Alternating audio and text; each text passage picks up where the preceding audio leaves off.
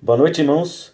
Considerando que domingo comemoramos a Páscoa, eu quero desafiar você a estar preparando até lá o seu coração. Lendo a palavra de Deus, especialmente aqueles textos que relatam os momentos que precederam a crucificação e a ressurreição do nosso Senhor. Porque enquanto lia estas passagens, eu comecei a notar que vivemos num período de grande contradição. Nesta semana, que é considerada por muitos uma semana santa, quantas coisas profanas podemos facilmente observar. Pessoas que dias atrás profanaram o nome do Senhor, hoje querem o adorar. Pessoas que hoje saem em procissão com ramos nas mãos, são aquelas que pela vida que levam o negarão. Sim, vão negar Cristo pelo tipo de vida que levam. Como? Eu pergunto, como nós podemos comemorar uma semana santa de adoração e ao mesmo tempo passar o resto do ano na profanação? Fico pensando nessa situação e verifico que o que hoje é santo, na época de Cristo foi pura escuridão. Foi durante a semana da sua crucificação que Cristo vivenciou a semana mais negra da sua existência. Não foi uma semana santa, foi uma semana de trevas, de escuridão. Porque foi durante essa semana que Cristo experimentou a mais severa perseguição. Foi também durante a sua última semana, antes da crucificação, que ele sofreu a incoerência da grande multidão. Aquela multidão que dias atrás gritava: Hosana ao que vem em nome do Senhor! Viva o rei! Viva o rei chegou! Dias depois, foi a mesma multidão que escolheu o ladrão. E quando questionada sobre o que com Cristo farão, assim disse a multidão: crucifica-o, crucifica-o, crucifica-o. Imagine como foi triste nessa mesma semana o nosso mestre experimentar a traição. Judas o vendeu, Pedro o negou e os demais discípulos o abandonou. Traído, humilhado, espancado, açoitado, negado, injustamente condenado e, por fim, crucificado. Isso sem mencionar a agonia do jardim e as trevas da crucificação. Foi durante a negra escuridão da crucificação que vimos a mais bela luz raiar. Foi do meio das trevas que nos resplandeceu a sua magnífica luz. Foi no meio das trevas da crucificação que, nas palavras de Cristo, vimos brilhar a verdadeira luz. Em suas palavras: Pai, perdoa-lhes, porque não sabem o que fazem. Essas palavras ditas em extrema agonia ultrapassaram os séculos para tocar nossas vidas, para nos fazer compreender a gravidade da nossa profanação. Porque se nós não compreendemos a gravidade da nossa profanação, somos realmente carentes do seu perdão.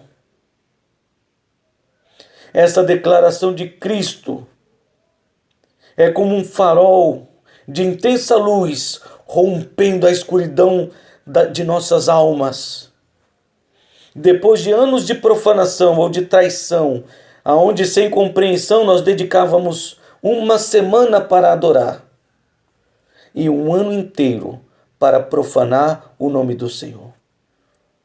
E mesmo assim, sabendo quão grandes pecadores nós somos, Ele ainda nos ofereceu o seu perdão. Pai, perdoa-lhes, porque não sabem o que fazem. Este perdão foi o mesmo perdão que alcançou aquele ladrão.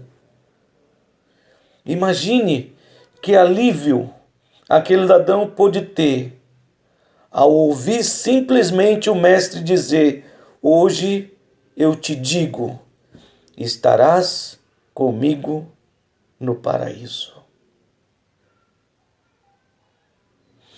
Esse privilégio só alcançou aquele ladrão porque naquela terrível cruz o mestre expirou.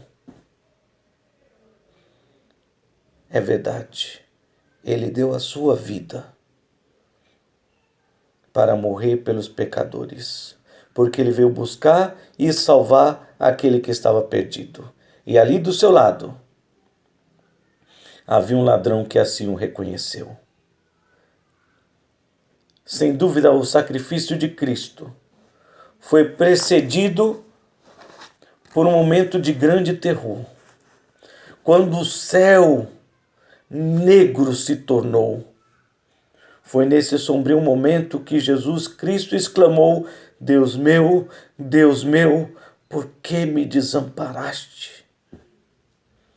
Não temos como descrever o horror que ele experimentou de sentir neste momento que Deus, o Pai, o abandonou.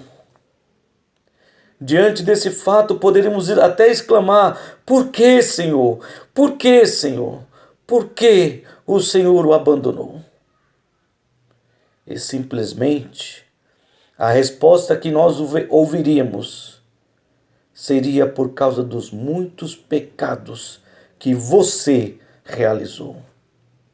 Jesus tomou o meu lugar.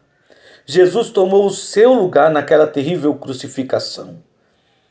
A Bíblia diz que aquele que não tinha pecado se fez pecado por nós, em nosso lugar. O castigo que nos traz a paz hoje estava sobre ele. Foi sobre ele que Deus desferiu a sua ira pelo pecado de toda a humanidade, o meu e o seu. Foi assim que o seu sacrifício de grande valor nos libertou. Jamais vamos experimentar aquilo que pelo mundo Jesus experimentou. Ele não morreu porque ele era um traidor. Ele não morreu porque era um pecador. Ele não morreu porque foi um ardiloso, ladrão ou malfeitor. Ele morreu porque naquela cruz os meus pecados ele levou. Que amor! Que grande amor! Foi assim que vimos, naquele momento tão sombrio, as palavras que ele declarou: está consumado. Pai, em tuas mãos entrego o meu espírito. E foi assim, com estas palavras, que Jesus Cristo inclinou a sua cabeça e expirou. Está feito. Está tudo acabado. Nada mais nos restou. Nada. Tudo que podia ser feito para alcançar o nosso perdão e salvação, Cristo ali naquela cruz realizou.